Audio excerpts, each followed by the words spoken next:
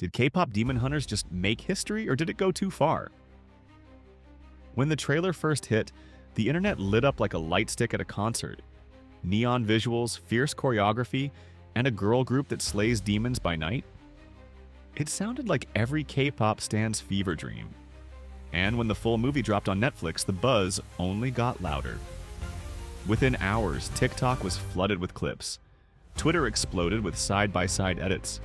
Even Jungkook and RM couldn't resist. Fans caught them singing along to tracks from the film on live streams.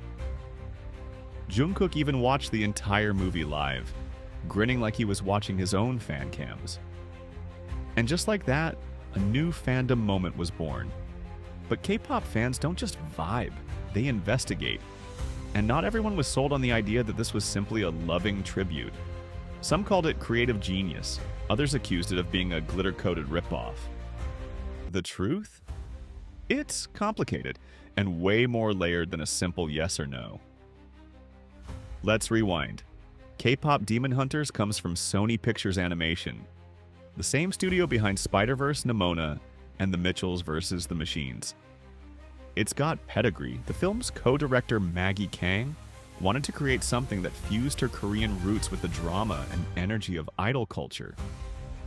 What came out of that vision is a high-octane, hyper-stylized ride through folklore, fandom, and fame. This wasn't just a boardroom pitch to cash in on trends, it was deeply personal. She described it as a love letter, one bursting with pastel hair, thunderous bass drops, and magical microphone battles. The animation team pulled from anime, editorial shoots, concert lighting, and K-drama aesthetics. The result is something that feels like it was built to go viral. Every shot pulses with intention. Every movement is a nod to something familiar. If you've ever watched a K-pop stage and thought, this is practically animated already, well, now it is. The plot? It's wild in the best way. A global girl group called Huntrix dominates the stage by day, but when the lights go down, they become literal demon hunters. Armed with enchanted accessories and idol energy, they protect their fans and the world from supernatural chaos. Their biggest rival? A boy band known as the Saja Boys. Charismatic, stylish, and secretly demonic. Yes, really. Think BLACKPINK meets Buffy, with Louis Vuitton gear and music-powered attacks. It's as chaotic as it sounds, and somehow it works. Critics were quick to praise the animation, soundtrack, and humor. The visuals, absolute eye candy. The music, straight bangers. It's no surprise the soundtrack rocketed up the charts, landing in the Billboard 200's top 10. It became the most successful animated soundtrack since Spider-Verse in 2023. In South Korea, it snagged the third Perfect All Kill of 2025, a rare feat reserved for the most streamed, downloaded, and loved songs across platforms. It was official. The movie wasn't just trending, it was charting. But then came the comparisons, and they hit hard. Fans noticed something instantly. The girl group Huntrix? They didn't just resemble idols, they mirrored them. Their fashion, attitude, and even poses screamed BLACKPINK, 2NE1, and Twice. Their rival boy group? That was BTS energy through and through. From hair colors to stage personas, fans began pointing out similarities, especially with characters like Jinu and Baby Saja. Edits showing how Jinu mirrored Jungkook during the Boy with Love era went viral. Baby Saja's soft looks? Fans swore he was animated Jimin. The vibe was undeniable. Director Maggie Kong addressed it head-on.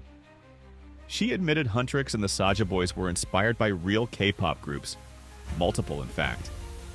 BTS, TXT, Stray Kids, ATEEZ, Big Bang, Monsta X. The whole scene helped shape the characters. Even the teaser posters looked like they were pulled from a comeback photo shoot. Neon lighting, wind machines, soft gazes, every frame dripped K-pop DNA. That's when the debate really kicked off. Was it homage or plagiarism? Celebration or imitation? For some, the movie felt like a heartfelt remix. It didn't copy BTS or BLACKPINK directly. No character was a one-to-one clone, but the essence, the stylings, the emotional beats, they felt familiar to defenders. That's what made it powerful. It embraced what makes K-pop unique. The duality of idols as performers and people, the emotional intimacy with fans, the mythology around stage personas. These weren't characters pretending to be idols. They were idols who just happened to fight demons. The emotional core hit fans where it mattered. Huntrix doesn't just protect fans physically, they save them emotionally. Their magic is tied to performance, and their love for their fandom powers their strength. If that sounds cheesy, it's because it is, but that's the point. It taps into something raw and real, the way K-pop becomes a lifeline. Music isn't just sound, it's armor. It's salvation. That's not parody, that's recognition. But others weren't buying it. Hardcore fans felt the aesthetic was borrowed too liberally. Some accused the studio of profiting off idol culture without truly understanding it. K-pop isn't just flashy outfits and catchy hooks. It's years of training, relentless pressure, cultural nuance. So when a Western studio swoops in and stylizes it without honoring that grind, it hits a nerve. And when characters start to feel like animated versions of real idols, it gets uncomfortable. Things got especially heated around Rumi, Huntrix's lead. Fans immediately drew comparisons to BLACKPINK's Jennie. The look, the vibe, it was all there. Rumors swirled that Jennie had been the inspiration for the character. Kang denied it, saying, "Rumi was an amalgamation of powerful women, not a copy of any one person." Still, Jennie stans were split. Some called foul, others shrugged it off as inevitable. And that's the tricky part. In K-pop, fans are fiercely loyal. These aren't casual listeners. These are people who memorize dance breaks, analyze lyrics, and defend their biases like family. So, when a movie treads too close to their world, even with good intentions, it's going to spark emotion. But look closer, and there's more going on. The movie doesn't just mimic, it reinvents. The concept of idols as warriors, that's new. The idea that fandom itself becomes a magical force? That's clever. Even the structure feels fresh. This isn't a documentary, it's not backstage drama. It's world building, myth making, turning pop stardom into literal power. It understands that K-pop isn't just about music, it's about narrative. What makes K-pop Demon Hunters stand out is how it leans into this meta layer. The fame, the fandom, the spectacle, it's all baked into the story. The movie doesn't mock idol culture, it mythologizes it. These characters aren't trying to be BTS or BLACKPINK. They're trying to be something else entirely. Symbols. Icons of a world where music can save lives and fans hold the key to victory. That kind of respect matters. It doesn't erase the concerns, but it shows the creators cared. This wasn't made by people who scrolled a few TikToks and called it research. It came from someone who grew up with the culture, who understood its rhythms and rituals, and who wanted to build something fantastical around it. Critics seem to agree. Rotten Tomatoes gave it a glowing 90%. Metacritic called it generally favorable, which is basically critic speak for "we low-key loved it." And audiences, they're showing up. TikTok edits of Huntrix stage fights already have millions of views. Spotify streams are through the roof, and the conversations online? Endless. Now there's talk of a sequel, maybe even a live event collab. Netflix hasn't confirmed anything yet, but the energy is there. The fans are here, and the world wants more. Which brings us back to the original question. Tribute or ripoff? The answer might just be both and neither. It borrows, yes, but it also bends, remixes, reimagines.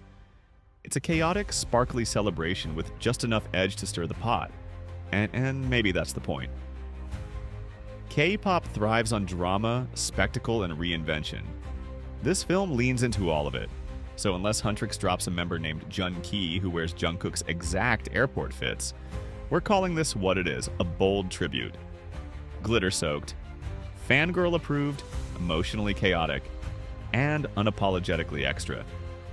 If you've ever screamed during a comeback teaser or cried over a solo stage, you'll find something to love here. Whether you think it's genius or just a very pretty remix, one thing's clear. K-pop Demon Hunters isn't trying to be real. It's trying to be magical. And sometimes that's exactly what we need. If this deep dive gave you something to think about, don't forget to hit like and subscribe for more hot takes, cultural breakdowns, and fandom chaos. Until next time, keep slaying, on and off stage.